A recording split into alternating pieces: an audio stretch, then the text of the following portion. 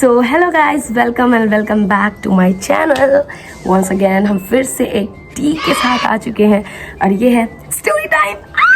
और ये जो स्टोरी होने वाली है वो मेरे दोस्त की स्टोरी है, और जो दूसरे साइड उसकी गर्लफ्रेंड है वो भी मेरी दोस्त है। तो दोनों मेरे दोस्त हैं और दोनों मेरे स्कूल मेट रह चुके हैं। तो जितनी हमारी दोस्ती है उस हिसाब से मुझे ये सारी चीज़ लीक नहीं करनी चाहिए, बट मैं लीक करूँगी क्योंकि मैं स्टोरी टाइम यहाँ आप लोगों को देने आई हूँ। सो यस गाइस, स्टोरी का जो मेन कंक्लूजन है, now she is getting marry with someone else. So जो मेरा दोस्त है अब वो उससे शादी नहीं करने वाली, but she is pretending to कि she is not happy, but she is happy because ये चीज़ हमें पता है, वो चाहे कितना भी एक्ट कर ले कि वो हैप्पी नहीं है, but she is happy, we know that. So yes guys, let's get started. तो स्टोरी की शुरुआत कुछ ऐसे होती है कि वो जो लड़की है, मैं स्टोरी की शुरुआत करने लगी और मैंने नामकरण किया ही नहीं, तो मुझे उस लोगों का नामकरण कर देना चाहिए बिकॉज अगर मैं उनका रियल नाम ले लूँगी तो फिर विवाद हो जाएगा। तो जो मेरा दोस्त है, we can call him Sahil, okay.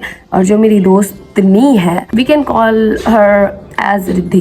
तो वी वर इन स्कूल, और जो साहिल है वो हमारा सीनियर होता है, और जो रिद्धि होती है वो मेरी क्लासमेट है।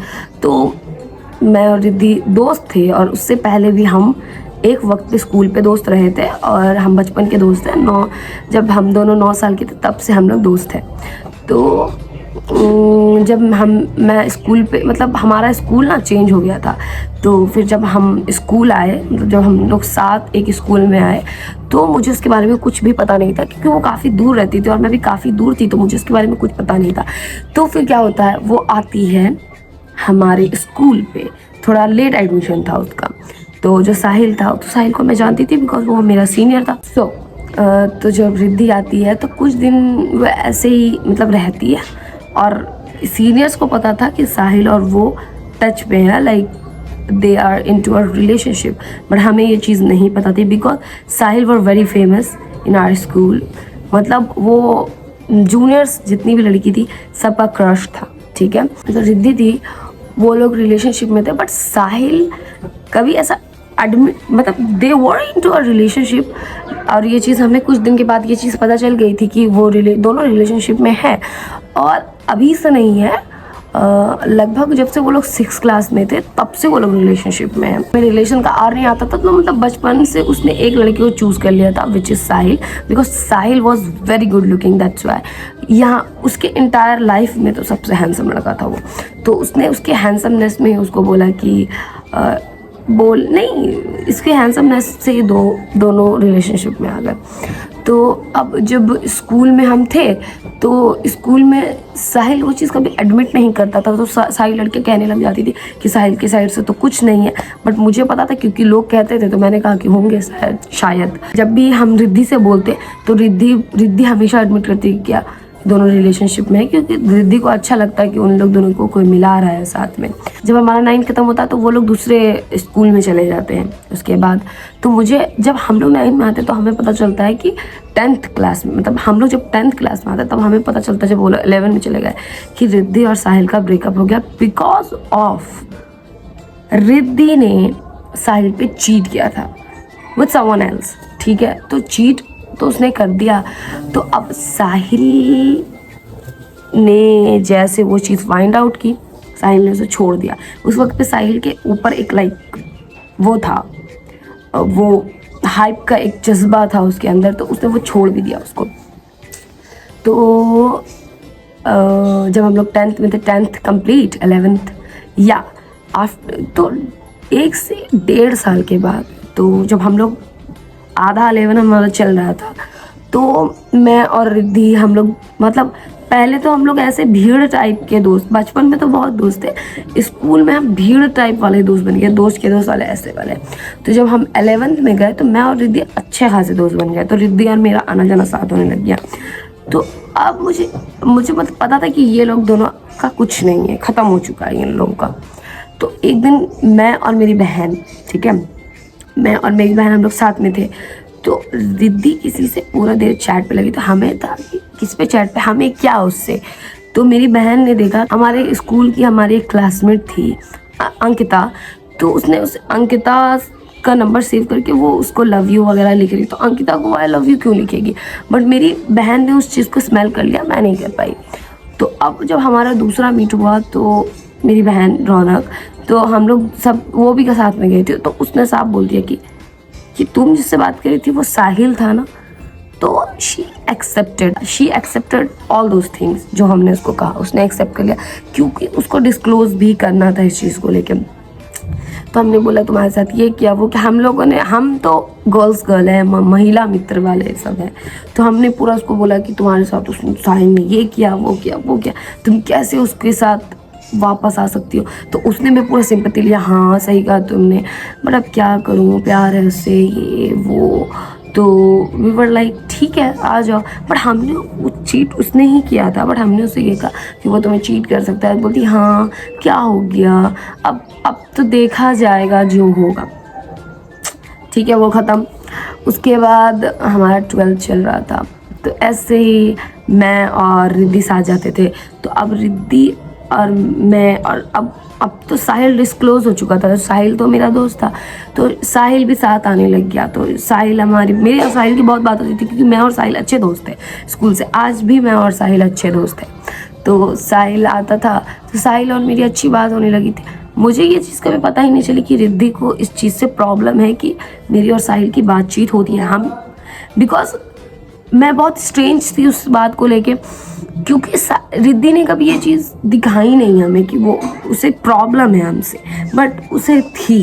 तो उसके बाद रिद्धि ने स्टार्ट कर दिया अपना दोगलापना, मतलब अब मैं और साथ रिद्धि जाते तो रिद्धि दूसरों के साथ जाने लगी, रिद्धि दूसरों के साथ प्लान बनाने लगी, रिद्धि मुझे अपने प्लान से हटाने लगी धीरे धीरे। तो मेरी क्या हो गया, हाँ, तो मेरी और साहिल की भी बात भी कम हो गई, मेरी और साहिल की बात भी कम होने लगी।